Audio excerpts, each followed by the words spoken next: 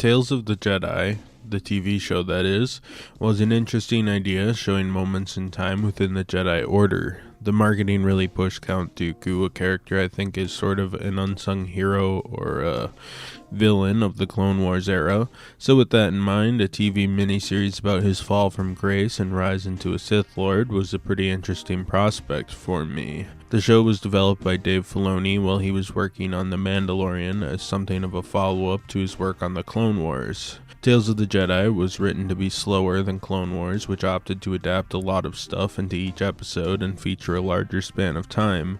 This show rather showed moments and events in time that would be expanded across several episodes. It was also written to be a coherent story, while also not being a simple, straightforward 3-act structure, rather following these moments and how they formed around Ahsoka and Count Dooku proper, with the final episode, Resolve, being a slight adaptation of part of the Ahsoka novel, not too dissimilar to how Labyrinth of Evil largely expanded on moments from Clone Wars Season 2.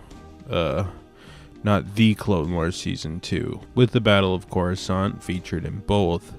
Ashley Eckson, who played Ahsoka in the animated series, returned to the role over Rosario Dawson, the live-action face of the character, and Liam Neeson, who played Qui-Gon in The Phantom Menace, would play Qui-Gon again throughout this show, bringing him in a similar capacity to how they brought Christopher Lee into the Clone Wars film, with his son playing the younger version of the character, which I thought was kind of a fun little Easter egg as well.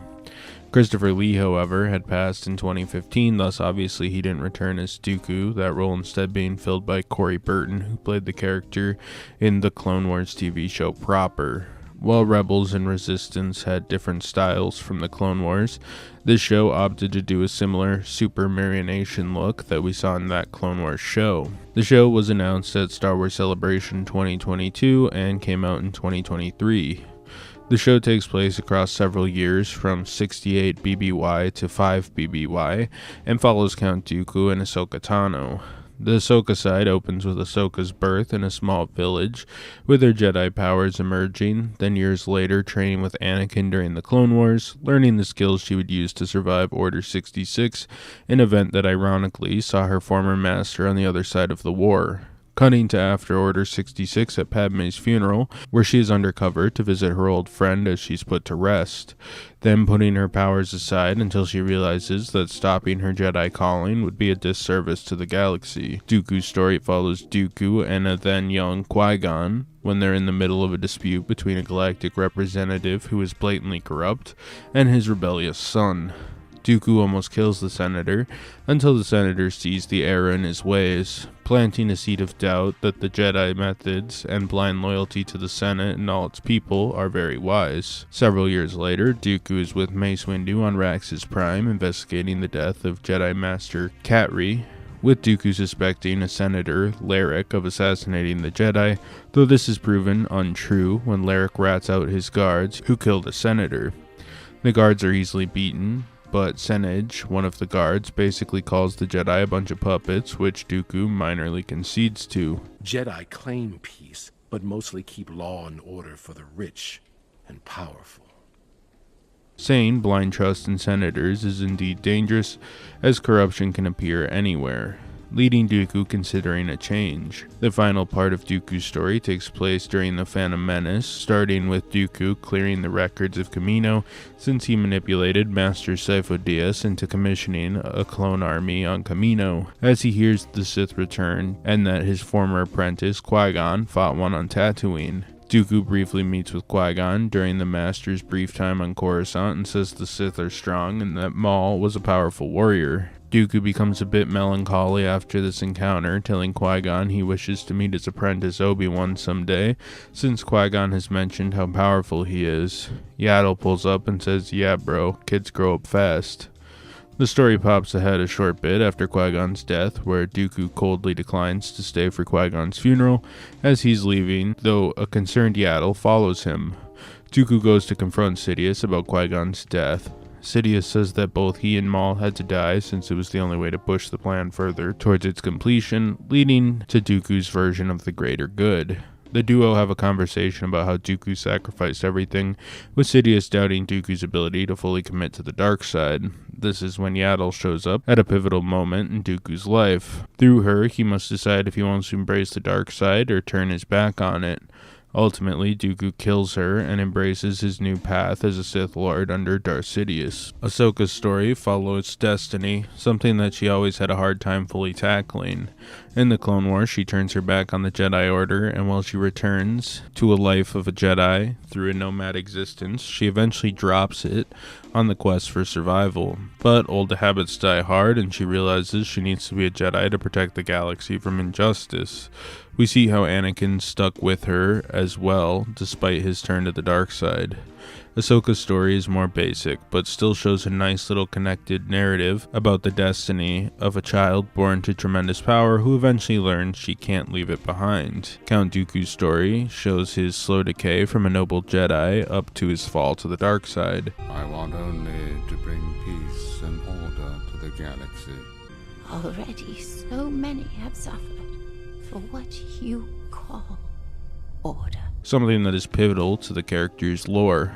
Much like Anakin and a lot of Sith for that matter, they were originally Jedi who switched sides. Dooku, however, does it for what he views as the greater good, following examples of weak and corrupt leadership in the Senate and the view that Jedi are the puppets of that corrupt system. Dooku, following the death of Qui-Gon, switches to the dark side fully and finally embraces the darkness, killing Yaddle and growing enough trust to become a Sith, despite Palpatine seemingly always seeing Anakin as his natural apprentice. Yaddle is Dooku's friend and just a nice lady who is steadfast in her beliefs and belief in the Jedi. The hard thing for Dooku is Yaddle is both his friend, but is also like the female counterpart to Yoda, and largely embodies the Jedi Order. Thus, killing her was the last connection to his past, and the character falling into his darkest hour. Being an anthology means the tone varies episode to episode. For example, the episode The Sith Lord is pretty dark and depressing, showing a grieving Dooku turning his back on the Jedi Order and his old life and embracing the dark side, killing his friend in the process. While an episode like Practice Makes Perfect follows Ahsoka doing Jedi training, being sort of Rocky-esque with some montages and some goofy moments in there as well. Again. Again. Again. But foreshadowing the sad and melancholy episode Resolve, which sees Ahsoka apply these teachings from her master to her post-Order 66 life. Kevin Kiner returned from Star Wars The Clone Wars to do the music on this show. He has worked as a composer for years, even writing music for the Leprechaun films back in 1993. We here at NTMA Productions really love St. Patrick's Day, so I respect the Leprechaun films. From the Emerald Isle to your place in the hood, on the Mount of Green, come to do no good. Left in the hood, come to do no good. It's good, not far off from the Clone Wars, which is sort of John Williams-esque, but more subdued and a bit more cheap and wartime real feeling, which I really like. The animation is very good in this show, which isn't a surprise. Lucasfilm invested heavily into the tech to make these shows, as well as refining some wanky character models to look a bit better and less over-designed as they did early on. It has some really nice action, and I like that characters like Dooku, for example, show a good approximation of what Dooku would have looked like as a younger man. Dooku also had the benefit of being modeled off of the live-action actor Christopher Lee, who had consistently acted for decades before Star Wars even came out, acting opposite Peter Cushing, or as you may know him, Grand Moff Tarkin, in like a million Hammer horror films back in the day. Good stuff all around, and I really like seeing a young Qui-Gon or Dooku. Mace Windu looks pretty similar, but, you know, whatever. One thing worth noting is that Ahsoka's design was retconned a bit for this show. In the original show, she had some creepy midriff that was a bit weird for a character that's supposed to be a literal child, but also wildly impractical for a Jedi Knight. They would change this to a filled-out tunic, and look, I don't really care either way.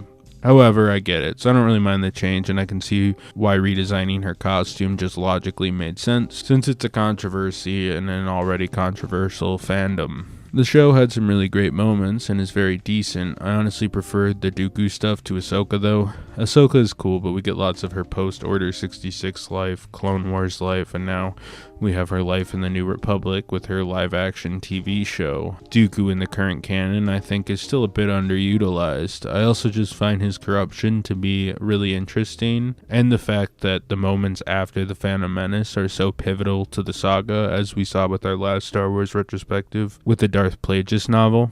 Not to say the Ahsoka stuff was totally bad or anything. Her presence at Padme's funeral, for example, was actually really compelling and a highlight of the show. Plus, she's just really good, and seeing Ashley Eckison back is nice. I get she may not have worked as the live-action version, and Rosario Dawson does great work, but Eckison is just great and will always be Ahsoka to me. Tales of the Jedi must have been cheap enough and good enough to warrant further exploration into these anthologies, as in lieu of a second season on the Jedi spin-off miniseries, Tales of the Empire was created in its stead and starred different characters including Thrawn, Barriss Offee, and General Grievous.